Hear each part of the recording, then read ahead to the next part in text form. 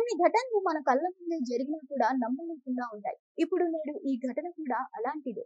చావు రాసిపెట్టి ఉంటే ఏదోలా చంపేస్తుందన్న భావన మనసులో మొదలటం ఖాయం. ఔటర్ రింగ్ రోడ్ మీద జరిగిన ఘటన అందరినీ షాక్ కు గురి చేస్తుంది. ఆదివారం రాత్రి జరిగిన ఈ ఘటన కాస్త ఆలస్యంగా వెలుగు చూసింది. అమీర్పూర్ మండలం పటేల్గూడ గ్రామానికి చెందిన సందీప్ రెడ్డి ఆదివారం రాత్రి ముత్తంగి దాబాలో డిన్నర్ చేసేందుకు కుటుంబ సభ్యులతో కలిసి బయలుదేరాడు. సుల్తాన్పూర్ వద్ద వారి కారు ఓఆర్ఆర్ ఎక్కింది. కాసేపటికి తనకు యూరిన్ వస్తుందని కారు ఆపాలని సందీప్ కుమారుడు 6 ఏళ్ల మోక్షిత్ రెడ్డి కోరాడు.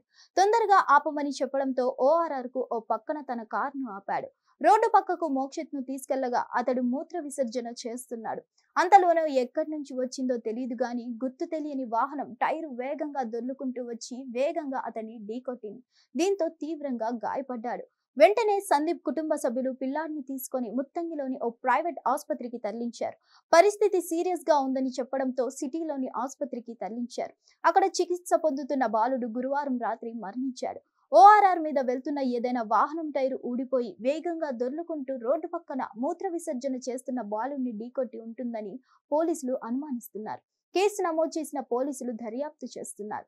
అయితే ఈ ఉదాంతం గురించి తెలిసిన వారంతా విస్మయానికి గురవుతున్నారు.